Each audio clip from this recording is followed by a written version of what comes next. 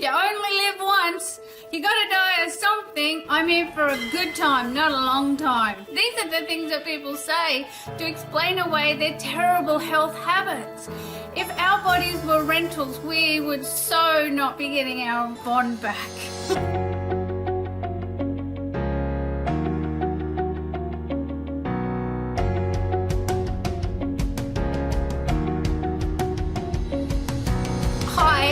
I'm Katie Gordon and I'm Dietless Living. Do you ever wonder why we trash our bodies? It's so common for people to have an imaginary marker in their mind of how long they're going to live. But what a surprise to live longer than you think. You can only hope those bonus years are going to be good ones and not spent languishing away in a nursing home, curious about the life choices and health habits that you made along the way. I think people aren't as afraid of dying as they are afraid of growing old. No one wants to die. We live in a first world country. We have the best of everything on offer to us, yet people are suiciding all the time with deliberate effort and intention, or slowly, accidentally, through the health habits that they keep and continue to do.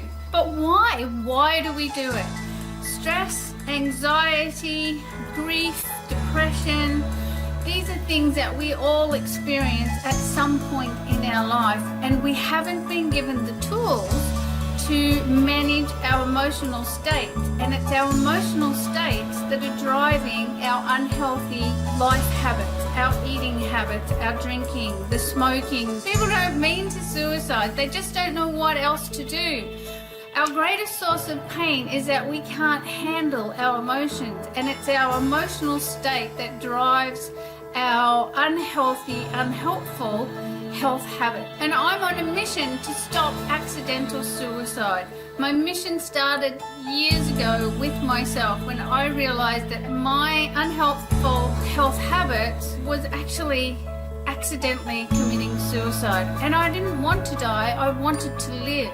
When people say you only live once, I'm here for a good time and not a long time, isn't it bizarre that the way that we've interpreted that is to treat ourselves in the worst way? If you're only going to live once, don't you want to live the best life that you can? Don't you want to get out and see the world? Don't you want to be out having fun and activity?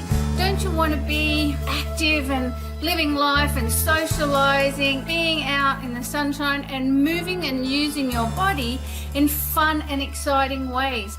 If you're only here for a short time and not a long time, don't you want to be out and see the world, see the seven wonders of the world, see other countries, see other cultures, see the history of the world that is in every country that we live in? Don't you want to just get out and do things? That's living life to the fullest. That's being here for a good time, not a long time. That's living once, right? Is to do those things and get out and have a great life. And it's the way that we manage our emotions that lets us do that, because it is the internal conversations in our head that has us staying at home, staying safe, staying small, and relieving that tension in our bodies from our emotional responses to life, from stress, from grief, from depression. It is the emotional responses and our private conversations and the way that the body actually works that is keeping us stuck at home and relieving our stress and tension with unhealthy, unhelpful health habits. Drinking and smoking and eating sugar, fat, salty foods, overeating. These are all the things that our brain does in a way to relieve stress. The majority of us are so lucky that we have fully functioning, capable, mobile, flexible bodies that some people haven't been fortunate enough to be born with, or have been unfortunate enough to have that taken away from them through life's misadventures. They look at us and think, God, you've got everything going for you. Why are you wasting it in a pub? Why are you wasting it sitting at home on the couch? Why are you wasting it by having such terrible health habits. We should be in wonder of these marvelous miracle bodies that we've been given. We're like spoiled little rich kids. We've been given these phenomenal bodies and we just don't value them. We don't understand the magnificence that they are. Unfortunately, all we get is we feel the effects of the emotional responses in our body, and they are what we allow to govern our life. Have you ever stopped to look at the marvel that is your body? We can do so many things with our fingers. We do everything we do without any conscious thought at all. We don't have to go, okay, now this is how you pick up a knife and fork, and this is how you cut your food, and this is how you put food in your mouth, and this is how you chew, and this is how your food goes down, and you mix the saliva with it, and then you don't have to think about how your body's going to take all that food and churn it up and extract all the nutrients and minerals and the fluids and the waters and the fibers and pass out everything that's not needed. We don't see any of that miraculous stuff. Have you ever wondered how your body knows how to drive a car? If you drive a car, do you pay attention to the miracle that happens within your body?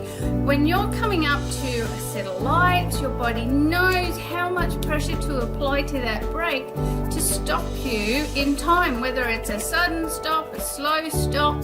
It is all pre-cognitively decided and determined, and you don't have to do anything. In fact, 99% of the time, you're not even really consciously present. You're thinking about the work, you're thinking about your groceries, you're talking to your friend. Your mind is in other places and your body's doing the driving.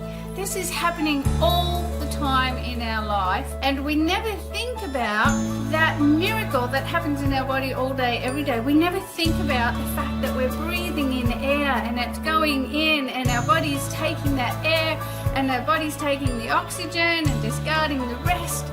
We are a walking miracle. I am, you are, every person is a living, breathing miracle. But we're governed by our emotions. We give in to our emotions all the time. It's that we don't understand them. And when we don't understand them, that's when they rule our life. I'm just in love with my body.